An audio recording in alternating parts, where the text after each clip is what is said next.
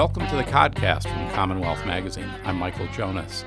When two aides to Boston Mayor Marty Walsh were convicted earlier this month on federal charges of conspiring to extort organizers of the Boston Calling Music Festival in 2014, it might have seemed like another victory for efforts to root out corruption in government. But a lot of people don't see it that way. The case has generated a tremendous amount of blowback from advocates, labor leaders, and legal experts who say the U.S. Attorney's Office has criminalized the usual give and take of political advocacy. The case against Kenneth Brissett and Tim Sullivan was that they strong-armed Boston Calling organizers into hiring 8 union stagehands, help that the festival leaders said they didn't need. The government didn't end up arguing that the two aides benefited personally. Instead, they said Brissett and Sullivan pushed the hiring to benefit Walsh politically. The mayor has strong ties to organized labor, and unions played a big role in his 2013 election. Adding their voices to the criticism of the U.S. Attorney's Office, 10 of the 13 members of the Boston City Council have now signed a statement denouncing the case. The councilors called it a grievous misuse of limited prosecutorial resources and said that it sets a terrible precedent where government officials who personally receive nothing of value can nonetheless face criminal penalties for advocacy that federal prosecutors deem too aggressive. City Councilor Lydia Edwards led the effort by councilors to call out the Boston Calling prosecution, and she joins us on the Codcast. Councilor Edwards, welcome, and thanks for being here. Well, thank you. Thank you for this opportunity. So you are not at all convinced that this was a case to be prosecuted, and the convictions you feel really sort of send a bad message for how we advocate and sort of how the give and take of politics works in the city. Can you explain that? Well, I want to be very clear. First, and I'll say it again, and I'll continue to say thank you to the jury. They did their civic duty. The issue is not that those 12 individuals made a bad decision.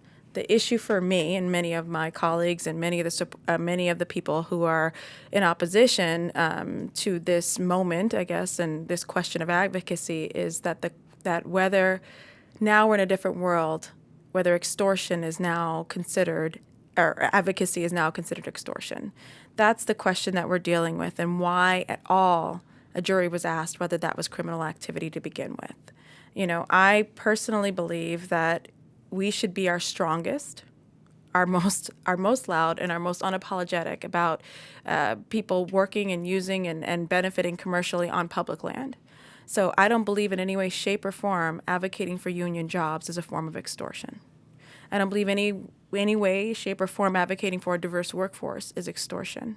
And I don't believe that we should ever question whether someone is pushing for a difficult conversation in some cases, pushing for, as government officials, for those to treat people with respect and dignity, and whether that should be considered extortion. It was on public land, and they didn't receive anything. And the fact that now that is considered extortion is a true concern. Mm-hmm. But there's advocacy, say, for union jobs, but the suggestion of the trial was that it was not just sort of advocacy, but that there was, in a sense, sort of an ultimatum delivered that they needed to hire these folks who, from the testimony, it was said that they weren't even really needed, and that without that hiring, there could be some real trouble for getting the permits, and it was just sort of days before the festival. So it was kind of painted as something that was beyond, just kind of vigorous advocacy. Yeah, and I maybe that was not graceful, and maybe certainly it's something I would have done differently. But I still don't see that as extortion. I just don't see how that is. They received nothing personally for this. If they had used their power to get you to do something you didn't want to do, and then walked away with a T-shirt, I wouldn't be here. I wouldn't be advocating for them. I wouldn't be advocating at all about this issue because I would have felt that they were guilty of extortion.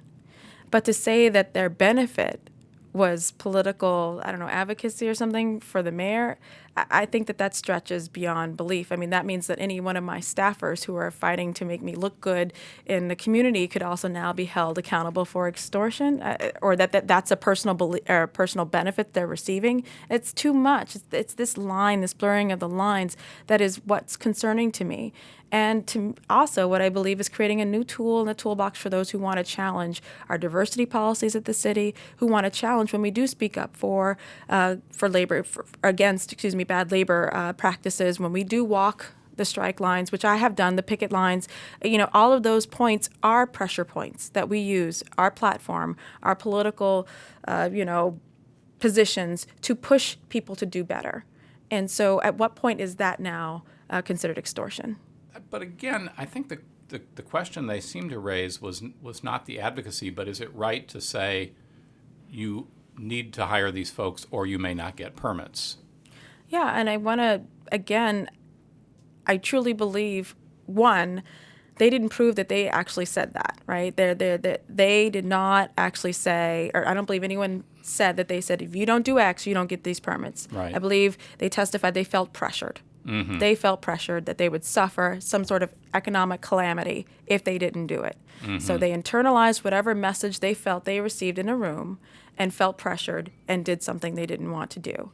But I think that there would be different, again, if you don't do this, you don't get your permits and so on and so forth. They felt that way. They led themselves to that conclusion. Mm-hmm. Overall, I've actually seen reports where it's recommended that you hold the permits or use your city powers, police powers, to demand more from developers, to demand more from people who are coming to do either concert venues or coming to do some sort of festival, that you really use that permit as an opportunity to demand more from them, good jobs, good wages, that they have discrimination-free policies, all of these different things. So I would push back on other people. What is the leverage point then? When my constituents come to me and ask me, why aren't you demanding more from universities who aren't paying their pilots? Why aren't you doing more? Payments in lieu of taxes. Payments in lieu of taxes, right? Why aren't you doing more looking at this eyesore in your neighborhood? Why aren't you doing more to do all those things like that? And you look at the leverage points that government officials have at the local level. Now that comes into question whether we can use those leverage points. Mm-hmm. I mean, and do you feel, and do you think your colleagues feel unsettled by it in terms of what it means for how you sort of operate going forward? Yeah, well, I don't think there's any clarity now. I really don't. I mean, you can push to a certain extent, but you can't go too far, because if you make someone feel pressure that they might lose money, then all of a sudden you could be in the field of extortion even if you don't receive anything. That's exactly what I feel. So if that's clear to you, you let me know what the heck that means. Right. And you've worked as a labor lawyer. I know you've worked, advocating for, people, very much at the margins in the labor market.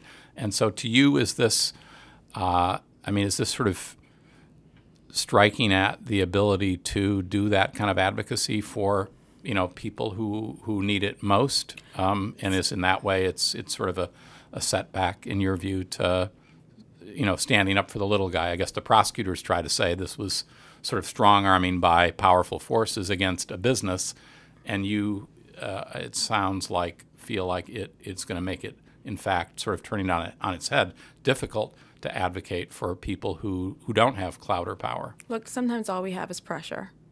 That's all we have, is standing toe-to-toe, collectively moving to say what you're doing is wrong. All I had when I was representing domestic workers for $2,000, $3,000 against millionaires, against diplomats, was pressure.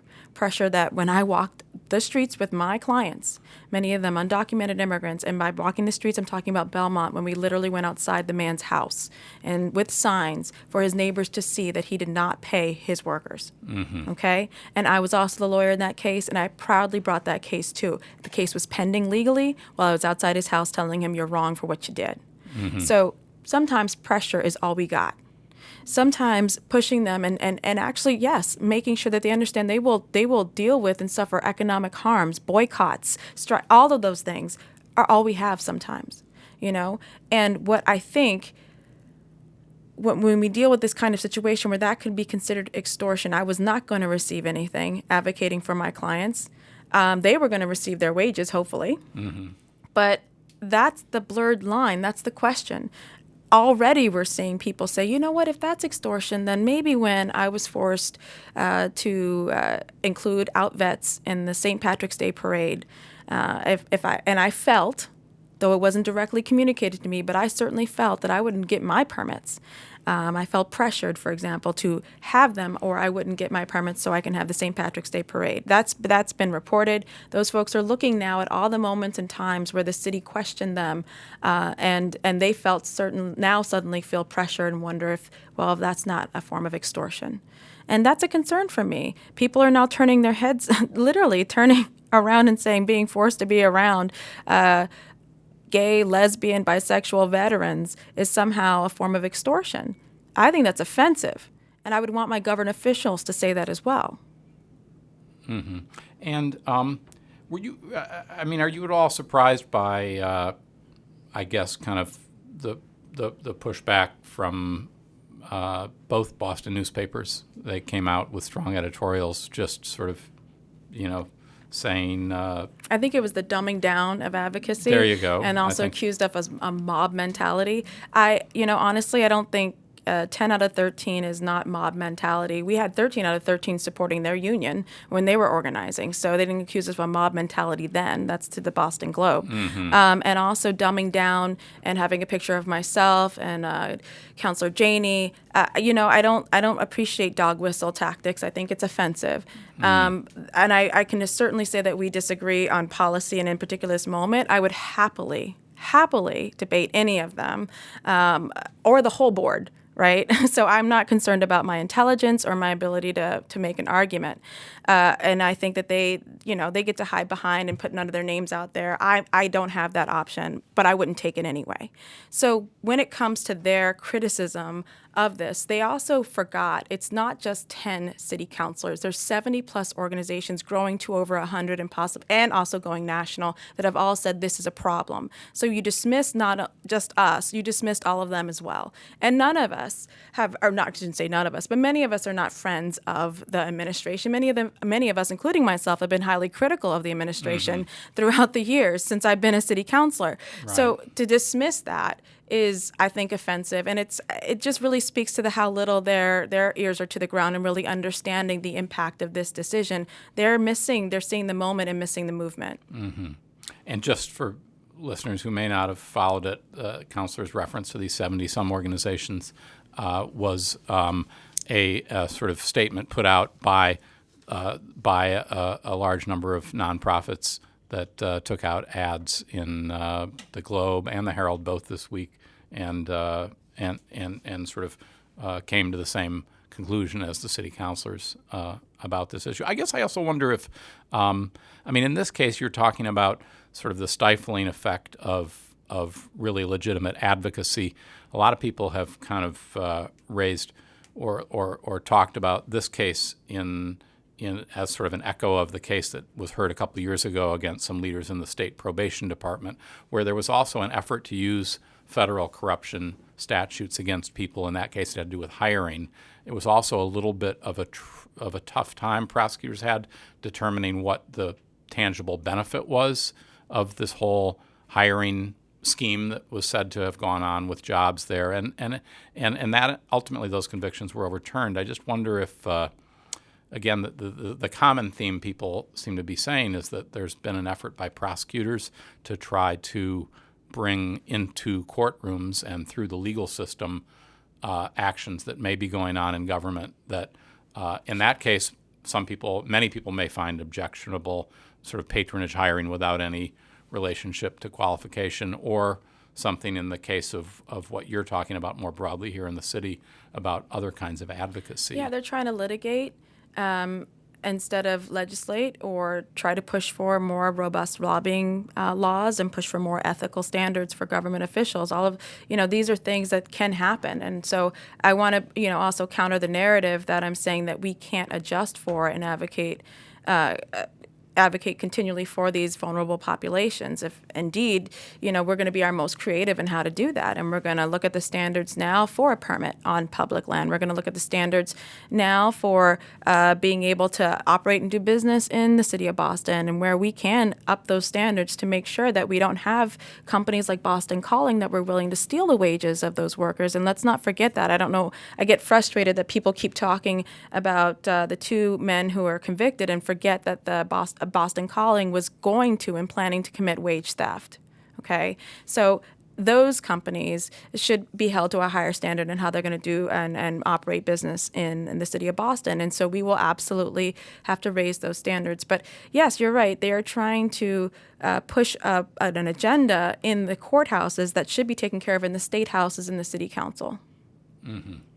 And just sort of to be clear, you're not, you're saying they've kind of blurred the lines here, but it's not as if you're suggesting that there is no line. Or you were saying if it was clear that they got something, if it was clear that they had said, you won't get the permits unless you hire these people, would that have been over the line? I think so. But if the standard for extortion is that a company or an individual feels pressure that they will lose money, right? If that's the standard now, then I don't know. Like I just gave you the example of what I did as an organizer, what organizers do every day, what unions do every day. We stand outside because sometimes pressure is all we have. So if pressure for economic ruin, boycotts, all those things like that are now considered a form of extortion, then we're in for we're in for some tougher times. And what I want to further emphasize is that people are frustrated, and rightfully so, with the way, for many, many decades and years, things they feel we're operating in local government. They feel like we didn't know, or that, these deals were cut and it's just not fair. And I'm not disagreeing with that. Mm-hmm. Trust me. For many people, they felt that putting someone like myself who doesn't have family here, doesn't have, putting me in city government was helping to stop some of that, or at least end that kind of narrative. Right. So now you're championing it, the critics would say, right? No, I don't think they say that. I think they say, what, her? Okay. But I do think that they're, and I'm not championing it. Mm-hmm. I'm saying that the way to end it isn't necessarily to put people in jail for a very stretched definition of extortion. I'm saying you put other politicians in, you ask for different lobbying laws, you make standards very, very clear from up front. This is what we expect you to operate when you're coming in, or how to operate when you're coming into the city of Boston. You raise the standards for a permit. You raise the standards for wages. You do all of those different things and push for advocates and legislators that will do that. And so I think it's an and conversation. I don't think that this is extortion, and I do think we need to raise our standards. Mm-hmm. So, and the case is also, the sort of last chapter in it is still not been written, and it's still possible that the judge who actually oversaw the trial has pending before him something called a request for a judgment of acquittal. So I guess essentially there's still a possibility he could rule to sort of overturn the verdict. Yeah, there is an opportunity. Yes, that Hail Mary does exist. Yeah. But I would say for the individuals, that may not be enough to just simply overturn the verdict. I think the question is, for a lot of them, for a lot of us, if not them, then who else? If at the end of the day, prosecutors can stretch the definition of extortion to this extent. Mm-hmm. All right. Well, I want to thank you so much, City Councilor Lydia Edwards, for coming in and talking to us about this. Thank you. And thank you all for listening. This has been another episode of the Codcast from Commonwealth Magazine. I'm Michael Jonas. We'll see you next time.